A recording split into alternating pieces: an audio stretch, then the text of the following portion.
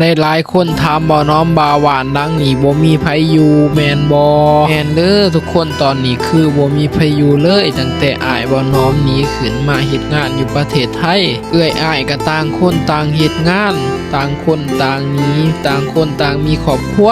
บางคนก็ไปอยู่หวานผัวบางคนก็ไปอยู่หวานเมียตอนนี้ก็เหลือแต่บ่น้อมบ่ทันเอาเมียอ้ายเอื้อยก็คือเอากันเบิดแล้วลูก2 คนผู้ละ2 คนเบิดแล้วพี่น้องยังแต่บ่น้อมบ่ทันมีเมียหรือว่าบ่ทันเอาเนาะในหลายคนก็ถามว่าแม่เพิ่นอยู่กับไผแม่เพิ่นอยู่กับหลานเด้อหลานน้อยคนหนึงแล้วก็เฮียนแล้ว2 คนก็มีแต่ลูกอ้ายลูกเอื้อยนั่นแหละพี่น้องอยู่นำเพิ่นก็คือบ่น้อมลงไปรอบนี้พี่น้องเพิ่นก็จนให้นำเพราะว่าเพิ่นบ่มีไผอยู่นำแล้วสมัยตอนบ่น้อมยังเฮียนบ่น้อมก็อยู่นำเพิ่นอ้ายเอ้ยน้องก็อยู่ไทยจนเบิดพอแต่บ่น้อมอายุ18บ่น้อมก็เลยขึ้นมาเฮ็ดงานอยู่ประเทศไทยเด้อบ่น้อมก็ปล่อยแม่เพิ่นอยู่กับหลานเนาะในใจบ่น้อมก็บ่อยากมาหรอกพี่น้องตอนนั้นบ่น้อมก็เฮ็ดเวียกอยู่บ้านพอได้ใช้อยู่แต่มันบ่พอได้เก็บบ่น้อมก็เลยมาทบทวนตัวเองเบิ่งว่าเว้ยอายุเฮาหลายขึ้นเฮาก็ต้องมีครอบครัวมีลูกมีเต้าคือเพิ่น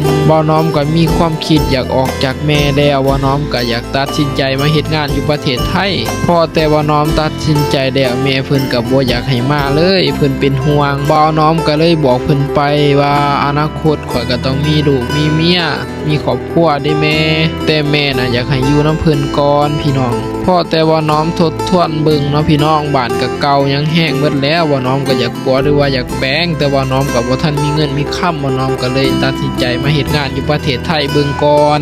พอแต่ว่าน้อมมาเฮ็ดงานอยู่ประเทศไทยแล้วว่าน้อมก็ม่วนและมีความสุขหลายคนไทยน่ะใจดีกับบ่น้อมหลาย